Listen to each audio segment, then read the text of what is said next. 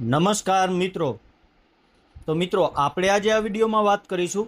ભારત સરકાર આ યોજનામાં ₹78,000 સુધીની સહાય આપી રહી છે.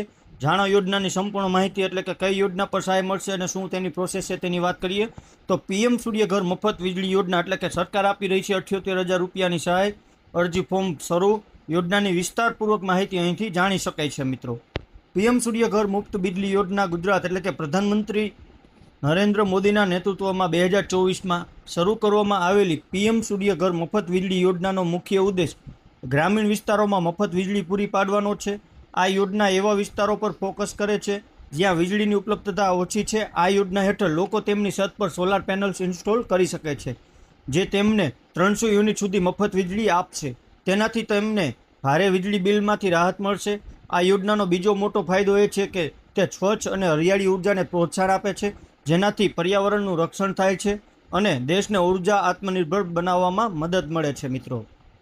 તો આનો ઉદ્દેશ શું છે આ યોજનાનો, તો તેની વાત કરીએ તો પીએમ સૂર્યઘર મફત વીજળી યોજનાનો મુખ્ય ઉદ્દેશ ગ્રામીણ વિસ્તારોમાં સસ્તી અને સતત વીજળી પૂરી પાડવાનો છે. આ યોજના હેઠળ લોકો તેમની છત પર સોલાર પેનલ્સ ઇન્સ્ટોલ કરી શકે છે અને 300 યુનિટ સુધી મફત વીજળીનો ઉપયોગ કરી શકે છે મિત્રો. આ યોજનાથી પરિવારોને ભારે વીજળી બિલમાંથી રાહત મળશે. 300 યુનિટથી વધુ વીજળીના વપરાશ માટે માત્ર નજીવા ચાર્જ ચૂકવવાના રહેશે. વધુમાં આ યોજના સ્વચ્છ ઉર્જાને પ્રોત્સાહન આપે છે, જે પર્યાવરણનું પણ રક્ષણ કરશે. સૌર ઉર્જાનો ઉપયોગ અશ્મિભૂત ઇંધણ પર નિર્ભરતા ઘટાડશે, જે દેશને ઉર્જા આત્મનિર્ભર બનાવવામાં મદદ કરે છે.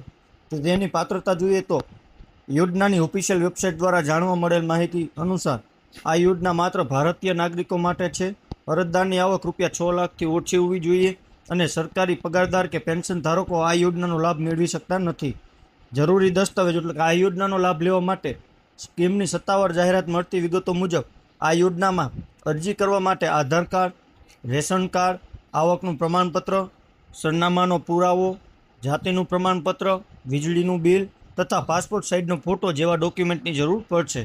અરજી પ્રક્રિયાની વાત કરીએ તો પીએમ સૂર્યઘર મફત વીજળી યોજના માટે અરજી સંપૂર્ણપણે ઓનલાઈન કરી શકાય છે.